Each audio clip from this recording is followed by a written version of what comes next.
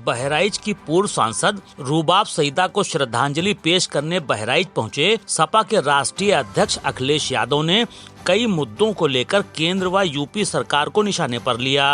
अखिलेश यादव ने कहा कि क्या केंद्र सरकार ने पिछले 10 वर्षों में किसानों की आय दोगुनी की, बल्कि महंगाई दोगुनी हो गई और किसान, नौजवान व बेरोजगार दुखी है, वो आंदोलन करने पर मजबूर है। प्रधानमंत्री जी को अपने 10 साल बीजेपी को खासकर अपने 10 साल के कार्यकाल में उन्होंने कितना किसानों की आय दोगुनी की है।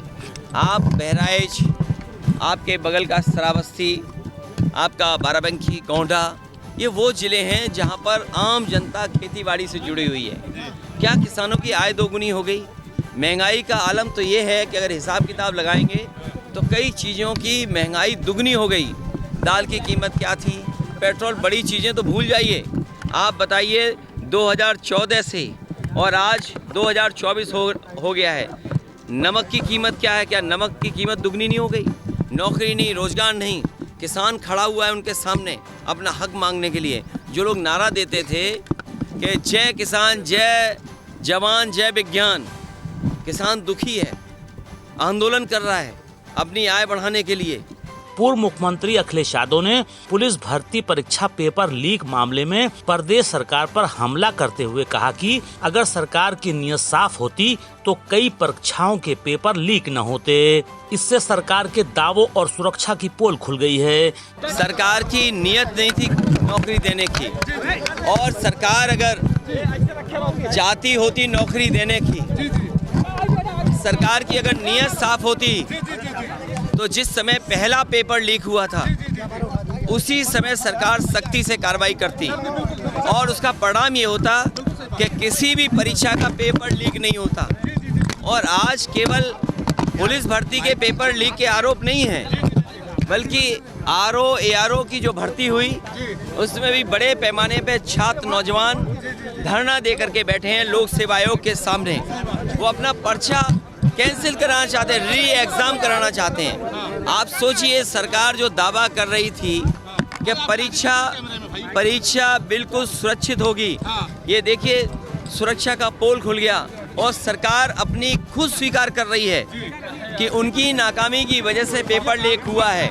इनकी नीयत साफ नहीं रही, जिसका परिणाम यह है कि नौजवानों के भविष्य और नौजवानों के सपनों के साथ ये सरकार खिलवाड़ कर रही है। और ये सवाल 60 लाख 50 लाख का नहीं है, इससे जुड़े हुए 2.5 करोड़ परिवार के लोग हैं जिनके साथ बीजेपी ने धोखा किया है। आने वाले समय में यही परिवार भारतीय जनता पार्टी को उखाड़ फेंकने का काम करेंगे। श्री यादव ने बहराइच में बड़ी आशंका व्यक्त करते हुए कहा कि हो सकता है कि आगामी लोकसभा चुनाव के बाद सरकार वोट देने का अधिकार छीन ले।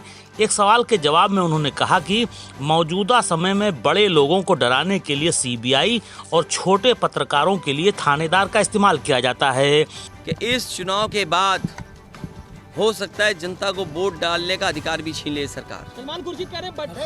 और अपने पड़ोसी देशों को भी देख लो, आप पड़ोसी देशों को भी देख लो।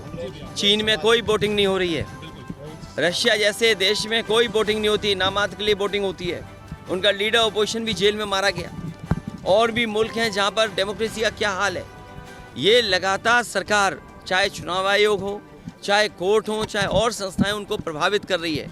हमारे मीडिया के लोगों को भी दबाव बना रही है कि अगर मीडिया के लोग सच्ची खबर चलाएंगे तो उन पे भी पाबंदी है। बड़े लोगों के लिए CBI, हमारे छोटे पत्रकारों के लिए SO उठाने वाले।